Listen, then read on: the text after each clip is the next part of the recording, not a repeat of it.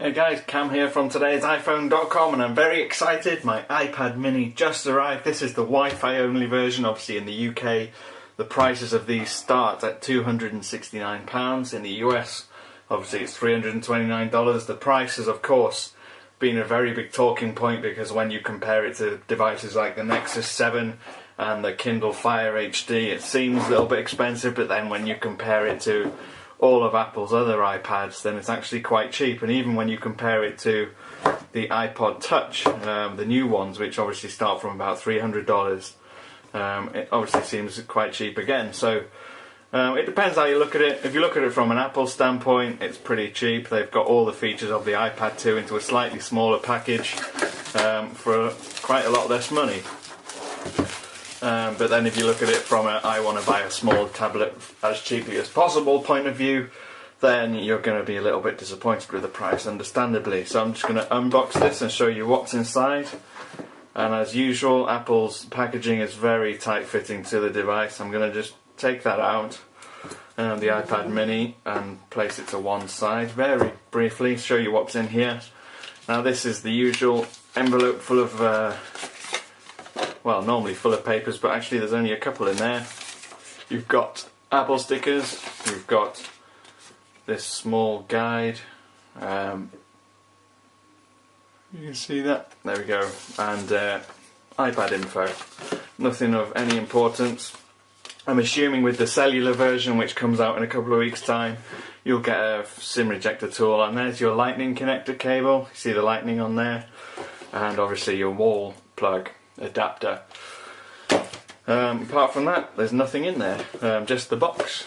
Usual Apple minimalist white box. Place that to one side behind me, and let's take a look at the device itself. This is the iPad mini. It actually feels very nice and light. Just going to peel off all this cellophane.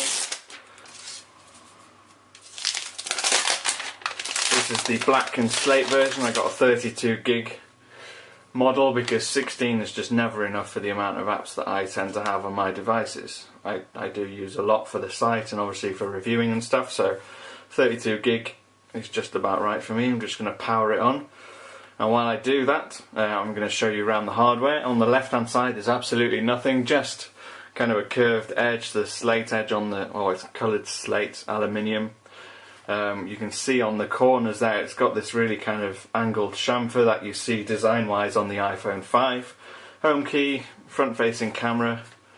On the right hand side here you've got two separate volume buttons, one up, one down, and a mute switch, which I'm guessing you can choose to have as an orientation switch if you desire.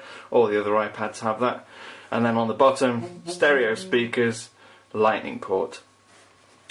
And then when you switch it on, you're going to get your setup options there, which I'm going to do very briefly, very quickly now, just to show you what it looks like. But resolution wise, I'm not as disappointed as I was expecting to be. Obviously it's not Retina, but it's not bad either from first look. So let's just set this up. So you've seen the hardware. I've got it all, well, I say I've got it activated. I haven't restored any of my apps on there, just the default ones on there. You can see actually the screen resolution isn't bad at all when you compare it to obviously the larger iPad with the same pixel count on the display.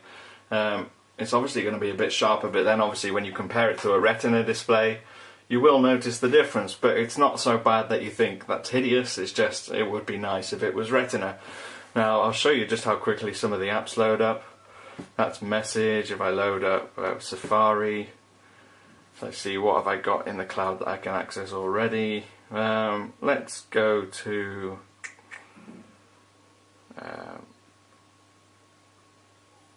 let's just go to today's iPhone.com. One thing I have noticed straight away is that typing with two thumbs in portrait mode is so much easier in the smaller form factor. It feels really nice and light in hand. It's got really nice curves on the back, so it's comfortable to hold. And I'm really looking forward to checking it out further. You see, this is internet browsing. This is fantastic. I mean, this is exactly why Apple needed to make a smaller tablet. Just for that reason alone. I can sit and scroll it with one hand and it's not uncomfortable. It's so light. Yeah, I think I've said enough. for now. I'm going to have a full review up at another point. You can see it's all quick enough. You're not going to notice too much difference between this and anything else, really. But yeah, that's just the first looks. I'll have a full review up at another point. If you want to ask me any questions about this or anything else I've reviewed or checked out on the site, feel free. I'm at TIP_cam on Twitter, and I will see you again soon. Goodbye.